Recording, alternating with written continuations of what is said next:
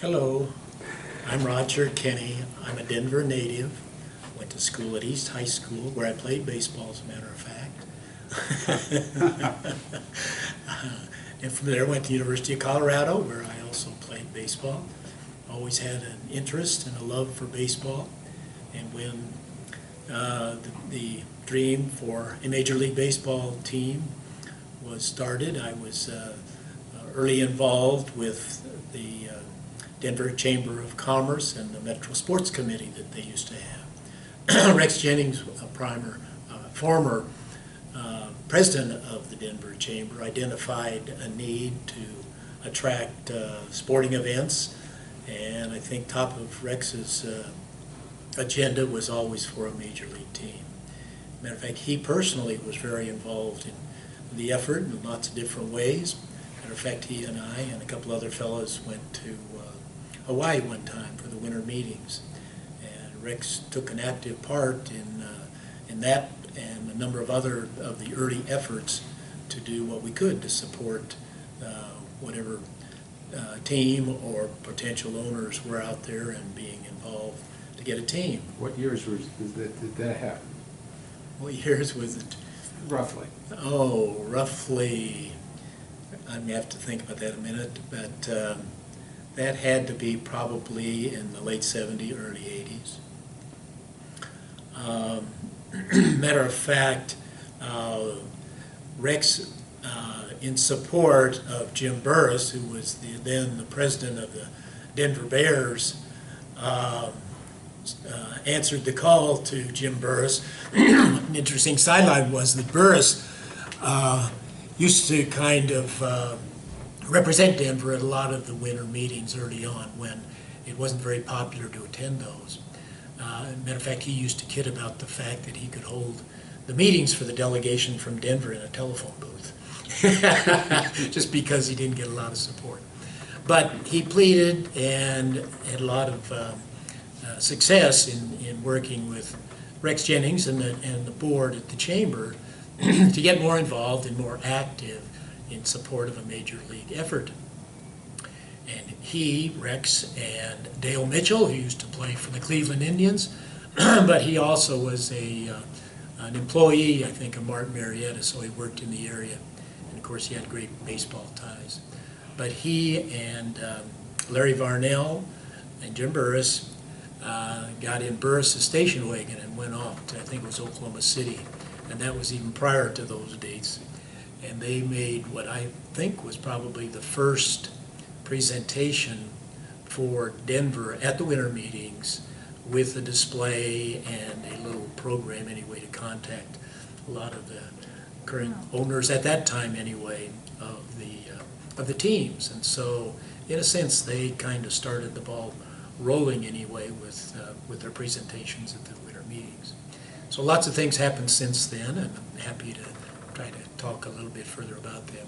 When they came back, they became a little more active in the chamber's support and others as it moved along, and lots of things happened in between. So I don't know where you'd like to go from there. But,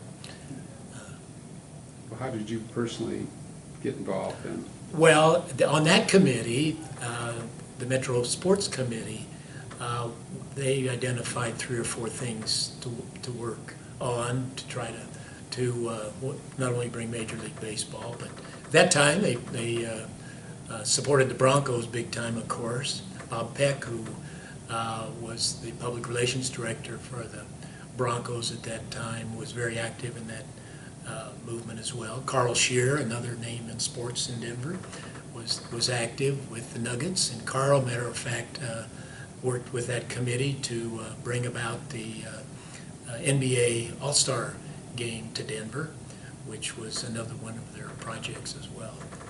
So as time moved on, of course, lots of other things happened, and including further trips to the winter meetings, but other things, of course, in support of that as well. So from there. All right, so then you were appointed to the... After the Final Four basketball tournament, which was held here in 1990, I was appointed to the Stadium Authority first, and that was my first exposure. Went after the National League announced that they would look toward expansion with 2 new teams. Of course, lots of things started to happen, including, thanks to you all, the creation of a stadium authority and the Colorado Baseball Commission. So I worked on the stadium authority for a while, and then I worked on the Colorado Baseball Commission after that, and after that I went to work for the Rockies, and I worked for them for about 12 years. Worked on the effort to bring a team, and then worked with the team for, I say, about 12 So years. when you were on the stadium board, what things were you involved in? Well, basically getting organized, of course, was right on the top of the list.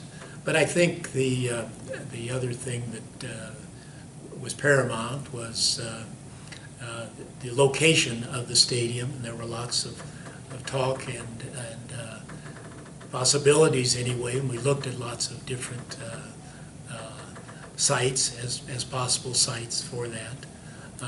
We spent a lot of time, of course, trying to evaluate and do that, and that was one of the major issues of the Stadium Authority. I think everybody knows that really Major League Baseball identified 4 areas that we had to work on. One, of course, was the stadium itself. Second was a commitment for season tickets, which was a minimum, I think, of about 20,000 season tickets. We also had to have an ownership group that was acceptable to Major League Baseball, and we had to have an ownership group that had the price tag of $95 million. So we worked on all those efforts, but primarily with the Stadium Authority, of course, it was for my involvement anyway, it was the site for the stadium. After that, I resigned from the stadium board and went from there. Okay, and then did you go on the Colorado Baseball Commission after that? Yeah, Okay. yeah.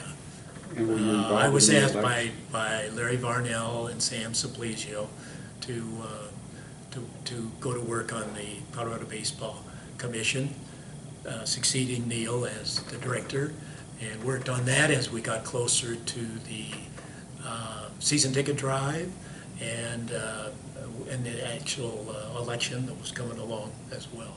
So those were our primary goals and objectives as we worked on that. Yeah, so how many season tickets were you able to get promises for? Well, there's of course some good stories around that. One of the ones that was an interesting experience involved the start of the season ticket drive. We were officing then in the office of Holm, Robertson Owens. The law firm had given us some office space, including some availability for telephones and just basic office operations. But we decided to honor the current season ticket holders of the Zephyrs, and we announced the drive, which was well covered by the media, that people could call in and make a commitment with a deposit for season tickets. And our goal was 20,000. But they'd also get a priority number. And priority numbers in the sports world, especially in Denver, are very important, as we have all learned through our experience in history with the Denver Broncos. So as the experience goes, when the telephone lines opened, I think at 8 or 9 o'clock in the morning, the phone system was overwhelmed. Carolyn Kinney Ryder was in charge of that operation, and I'll never forget, she was quite frantic in that the phone system was overwhelmed. We couldn't take all the calls, so people couldn't talk to all the people. As a matter of fact, even the phone lines to the law firm of Holm Roberts were overwhelmed, and they couldn't do their normal business. So it took really a couple days, several days, to get that all straightened out. But the start of the season ticket drive with the phone orders was a great success, and of course that led to eventually reaching not only the 20,000, but I think we had in the range of 27,000, 28,000 season ticket commitments when we finally wrapped up the season ticket drive. So that was fun. And did they have to put up a financial deposit at that time? Yeah, as I remember, I think it was, what, 20% probably, that they had to commit to give as a deposit. And of course, that sent a good message too to the Major League and the expansion committee that Denver was committed through at least that area of the commitment that the fans in Denver were willing to pony up and be ready through their season ticket drive. And so do you, I know that both the commission and the stadium authority had a major challenge.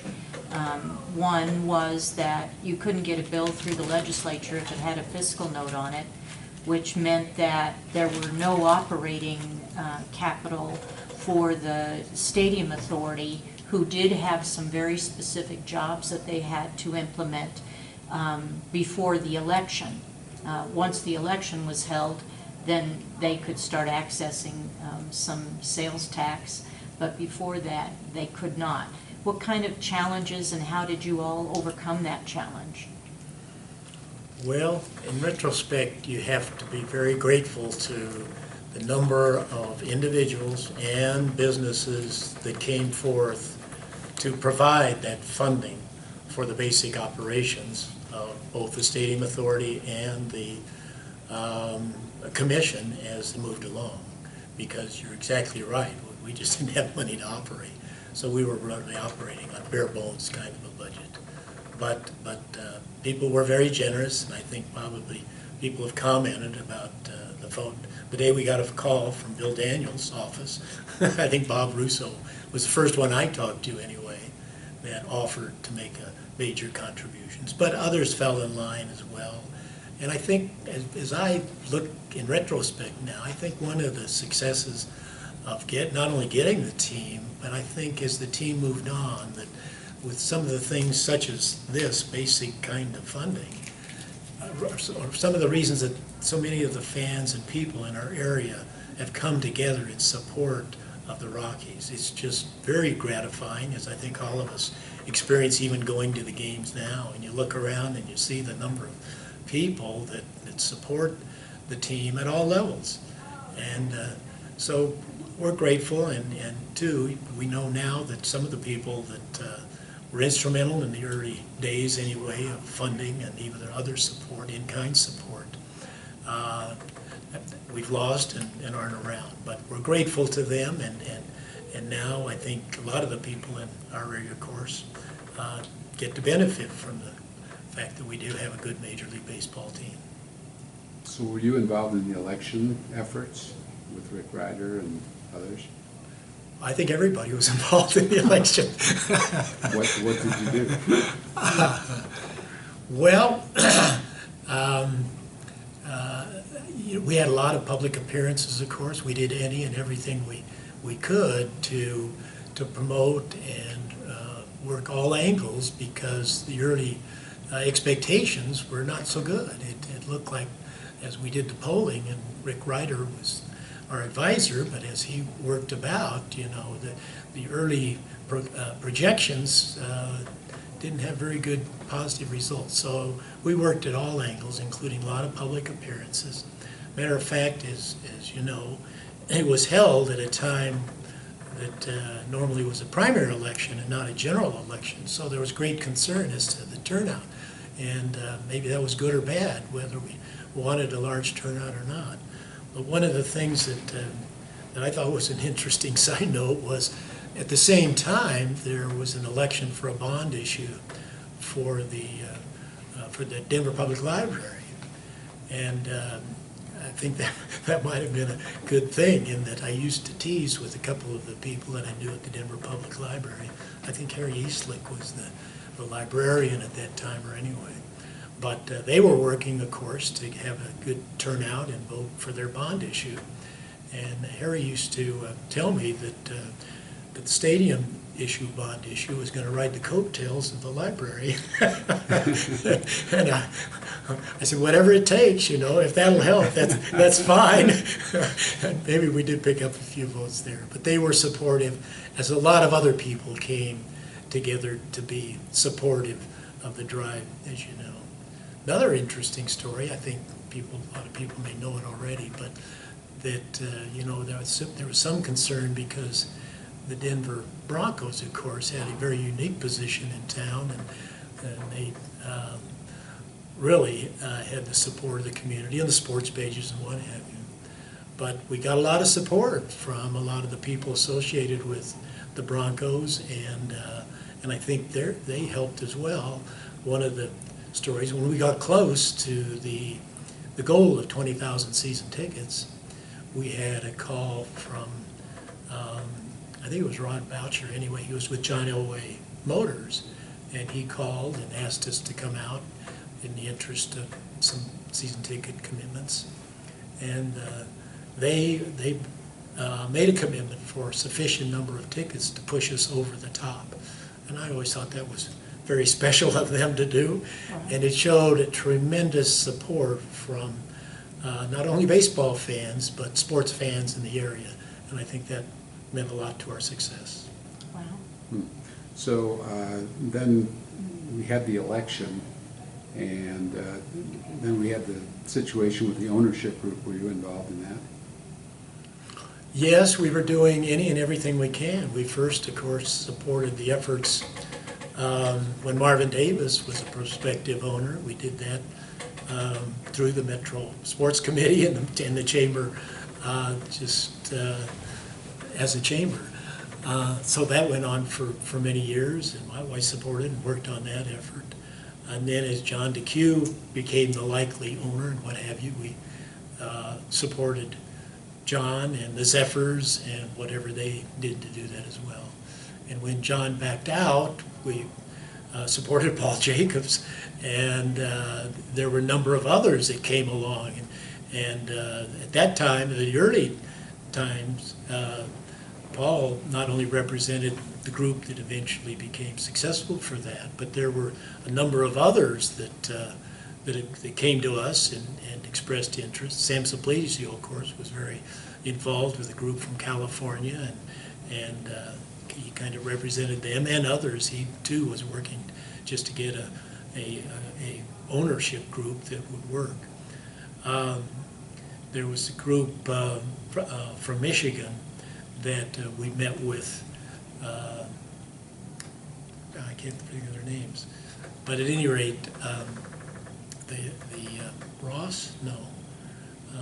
But at any rate, there were several other potential ownership groups that came to the commission, and we in turn talked to them and visited with them, and in our search really to find a group that would fit.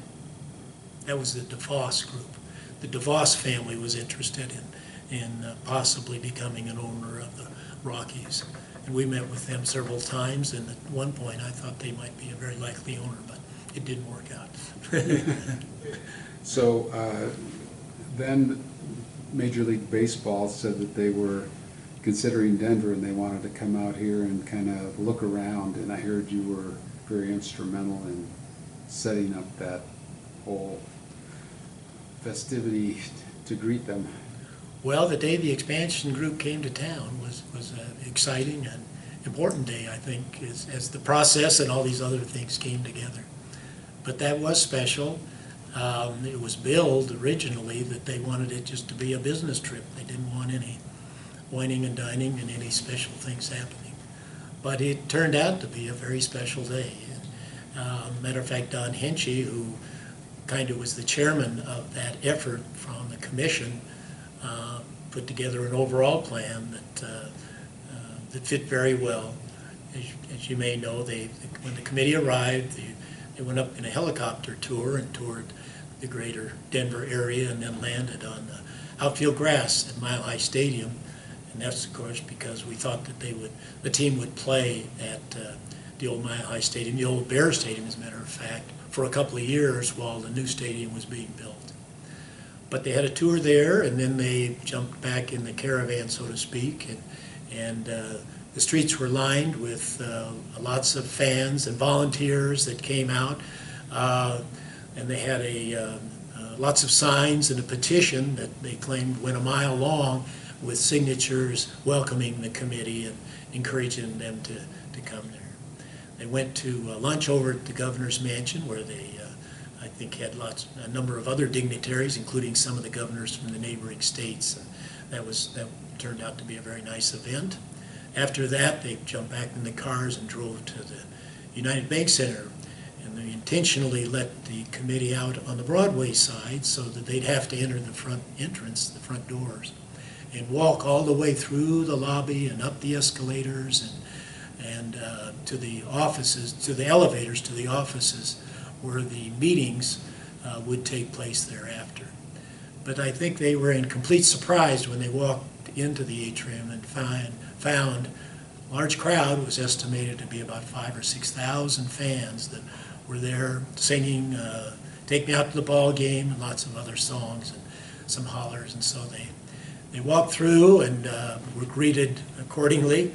Matter of fact, Norm Jones, who was a sports announcer, gave a little welcoming talk for them, asked a couple of the dignitaries, the visitors, to speak, and they were very gracious in their remarks and thanked the audience anyway for their participation.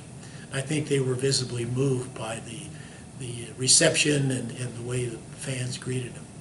And from there they went on to the meetings upstairs, which were, of course, held in confidence, but at any rate, I think it kind of set the stage anyway, and I think those meetings went very well.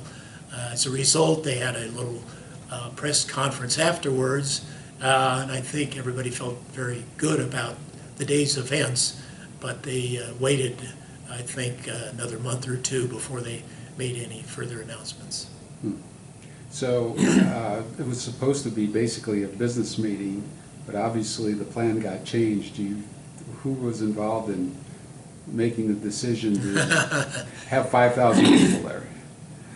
Well, a lot of people were involved in talking about it, but it was basically, I think, the commission. We did run it by a number of the other leaders. Don Hinchy was heavily involved, and there were others involved. I remember Mark Freeman, as a matter of fact, former player for the New York Yankees, but he lived in Denver, and he was actively involved. A number of the others, and I think we talked to Paul Jacobs, I'm sure, to be sure it was okay with him as well. But I think we all felt that this was our big chance. We didn't want to let it slide by without putting on our best performance. So we were glad afterwards, of course, that it came together. Great.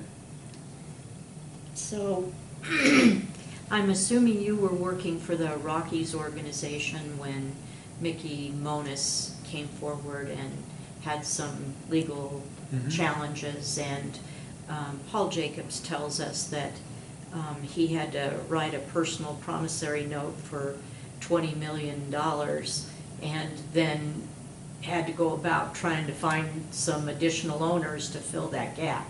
Were you a part of those discussions at all, or what was happening with the Rockies organization back then trying to hold things together? Yeah, I really was not involved with that.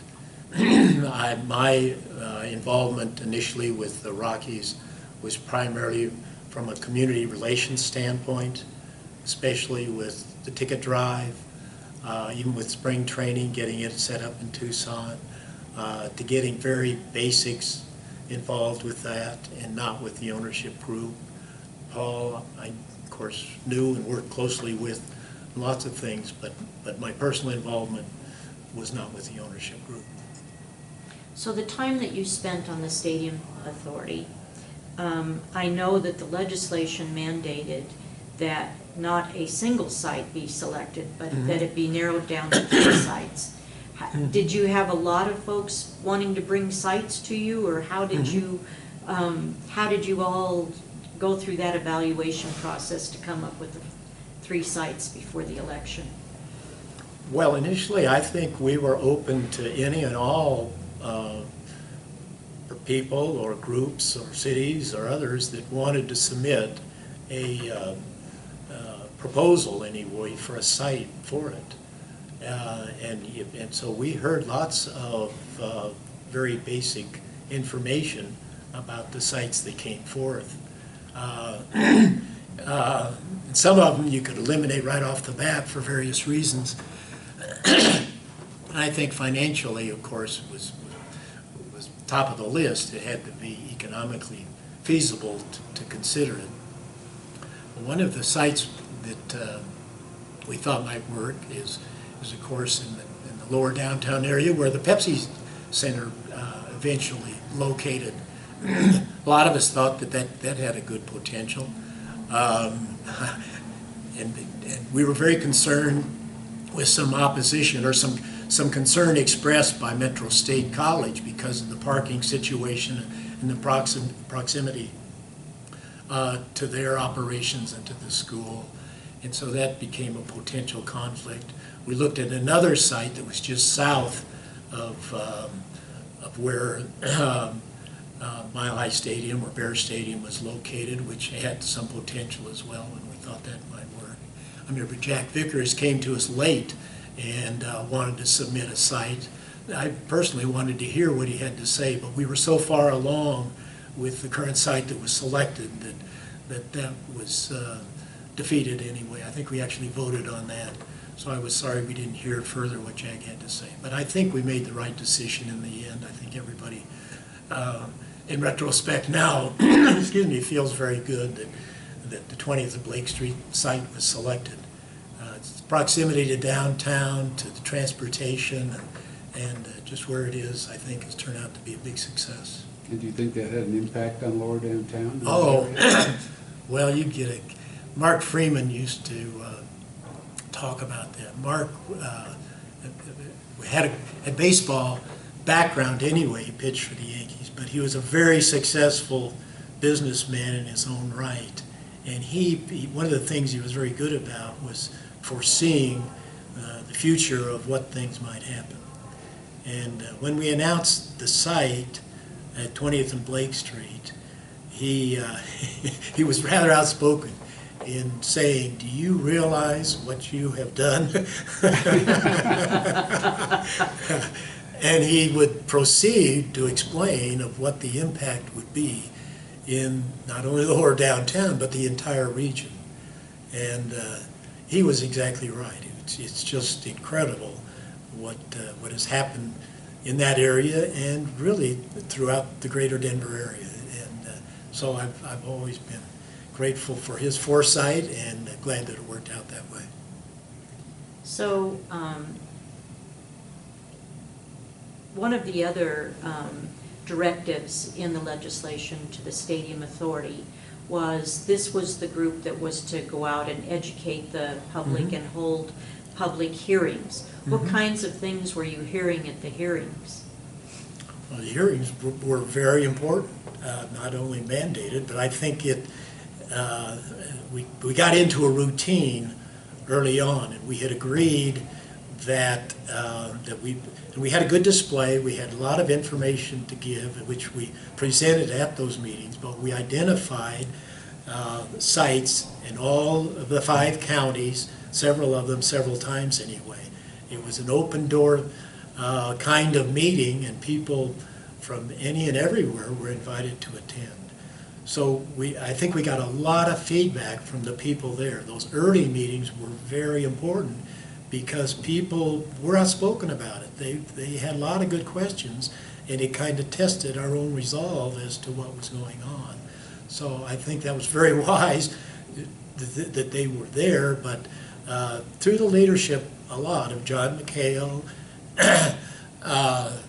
and the rest of the board, we all attended most all of those meetings. Ray Baker, as a matter of fact, took part. Ray Baker, who succeeded John as chairman of the Stadium District. But they played key and very important roles in providing the information at those meetings and answering a lot of questions and then carrying it back. And I think that helped not only to fulfill what was needed to be done, according to the law, but I think that helped a lot as other things were to come about, including the election and the actual work to build the stadium. So how long did you work for the Rockies, and what did you do for them? I worked for the Rockies for about 12 years. Initially, oh God, I'm sorry. I'm sorry. No, that's terrible. I'm sorry, I thought I had that off. You can knock that off. I worked for the Rockies for about 12 years. And initially it was primarily preparing whatever we had to do, especially from a community standpoint, and a community acceptance of the Rockies and the Rockies' participation within the whole greater Denver area. As a matter of fact, the whole 5-county area. One of the things we did early on, of course, was to have a caravan. And a caravan, now I think back in retrospect of it, the first one involved Don Baylor and David Need, who was a pitcher of ours, and a couple of the others, I think one of the catchers. Matter of fact, Joe Girardi was involved, names that now are kind of interesting.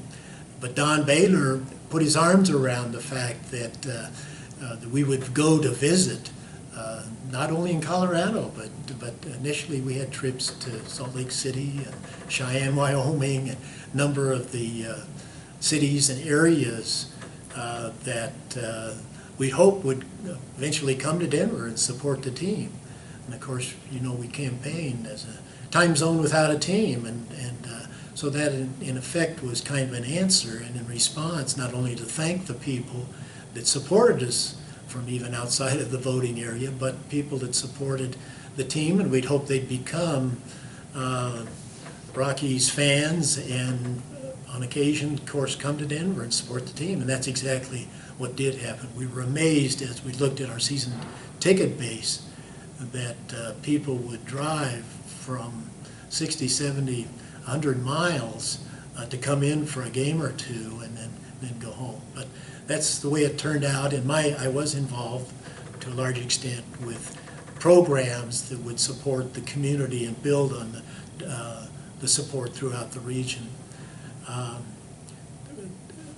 Part of the early goings too involved our spring training site and what would happen there. Swede Johnson, who at the time was with Coors Brewing Company, was rather outspoken in his support for Tucson, Arizona, as were a number of other people that were familiar with spring training sites. But that involved quite a bit of work in that the Cleveland Indians previously had trained at High Corbett Field in Tucson, but that field was available and grew and had quite a bit of support for the Rockies to go there as well. So I spent quite a bit of time in preparation for Tucson to work on that. And then as the seasons progressed, there were lots of other events. And matter of fact, we created a foundation, the Rockies Foundation, and developed a working relationship with the McCormick Foundation in Chicago, which turned out to be a wonderful relationship and a good thing for the Rockies and for McCormick, as a matter of fact, which still runs today. But I worked a long time on that. And we also, of course, made a bid for the All-Star Game, which was held here in town, and along with 2 or 3 other fellows. As a matter of fact, the Convention and Visitors Bureau and the Chamber of Commerce, once again, I worked on that bid and we submitted that, so that was a lot of fun.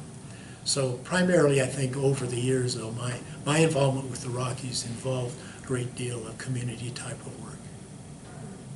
So I'd like to talk about maybe some of the pressure that you had on your shoulders. I know that certainly there were some individuals who felt that a stadium authority and a baseball commission without any funding and some challenges with raising money for an election, that we were going to screw up this opportunity to get an expansion team, and that if we did, it would really hurt our chances from that point forward of ever getting a team. Did you ever feel that way, or did you feel that kind of pressure, or?